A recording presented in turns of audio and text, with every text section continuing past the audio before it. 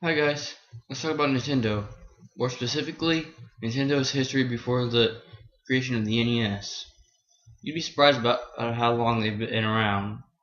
But before we go any further, I'd like to apologize in advance for the possibility that I may butcher the names of someone or something in Japan. Without further ado, let's begin.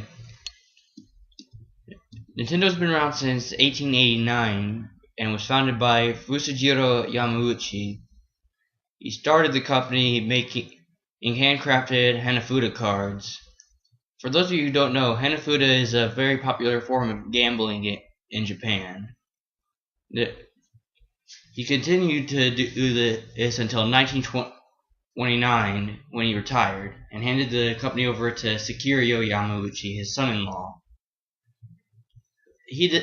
Sakiryo then continued this until 1949 when he handed over to Hiroshi, his grandson, who then continued the legacy until he visited a card company in the US.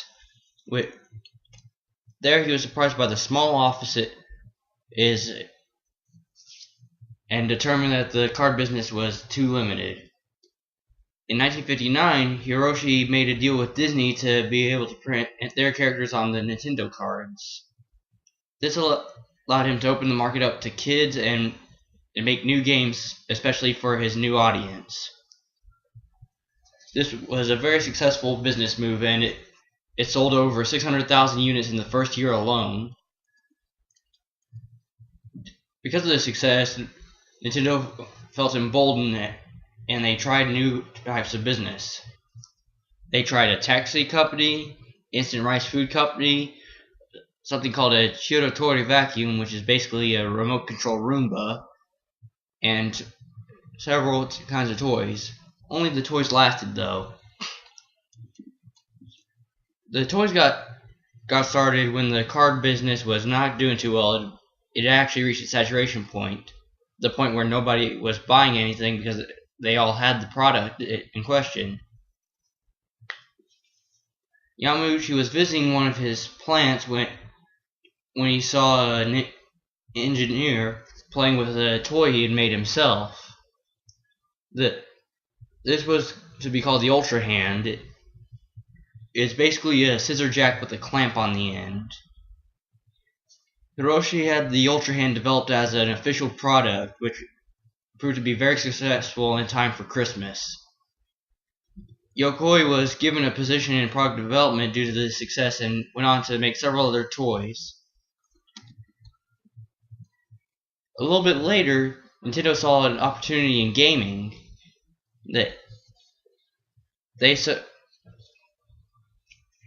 took advantage of the Magnavox Odyssey in the US, the first ever home console, and obtained the rights to distribute it in Japan. In 1975, they tried making their very first video game, an arcade cabinet called EVR Race.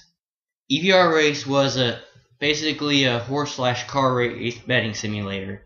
You would place your bets along with up to 6 other people, and then it would choose a randomized bit of film to show who had won, and you would be rewarded points whether or not you won.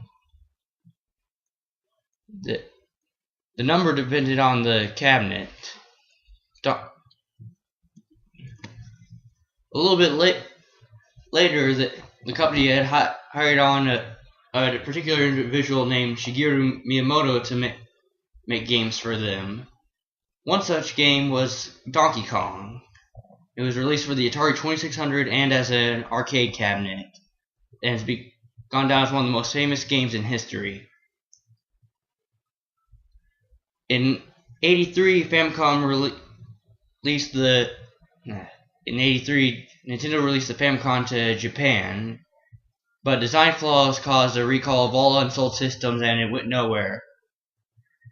Fortunately, they pulled out just in time for the video game crash of 1983.